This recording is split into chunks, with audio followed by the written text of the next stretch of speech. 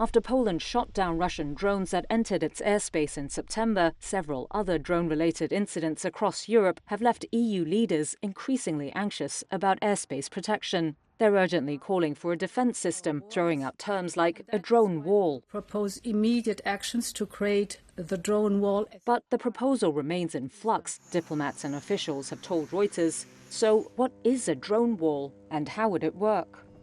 Such a defense system would detect incoming drones and be able to counter them. Here's Robert Tollost, research fellow at the Royal United Services Institute. It's about integrating all of your air defense assets to work together in tandem, from ground radars, fighter jets, cheap interceptor drones, missiles, the whole range of capabilities and electronic warfare to jam these drones, all working in tandem around the clock. Tollost says cost effectiveness is key. For the Poland incursion on September the 9th, NATO deployed F-35 and F-16 fighter jets, helicopters and a Patriot air defense system collectively worth billions of dollars. The Russian drones they were responding to cost a tiny fraction of that price. You just can't be firing hundreds or even thousands of $1 million or $500,000 missiles at these drones that generally cost about $50,000 each. That would be the Russians imposing a huge cost on us. Tollost says technologies such as cheap interceptor drones and lasers exist already, but have yet to be scaled up. The EU initiative is a test of its ambitions to play a greater role in defence, which traditionally falls to national governments and NATO. And it's a challenge to Europe's ability to take more responsibility for its own security, as demanded by Donald Trump and many US presidents before him.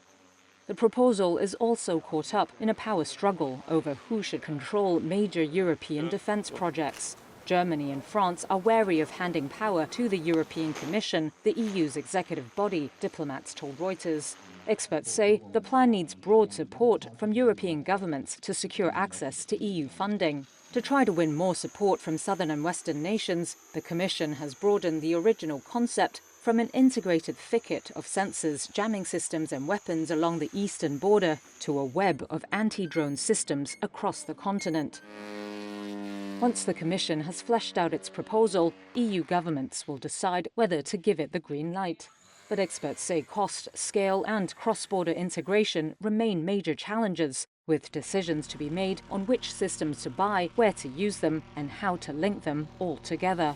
Tollost added, Ukraine's drone defense efforts in the Russian war show it's likely to be an evolving project. That's a constantly evolving evolution between the attacking side and the defending side. So we'll be standing up different capabilities to try and defend European airspace with the drone wall. So that it's not going to be an announcement like we've now built the drone wall. It's going to be something that will take a number of years. However, some officials and industry executives say they can see the initiative up and running within a year if the EU leaders can show serious political will.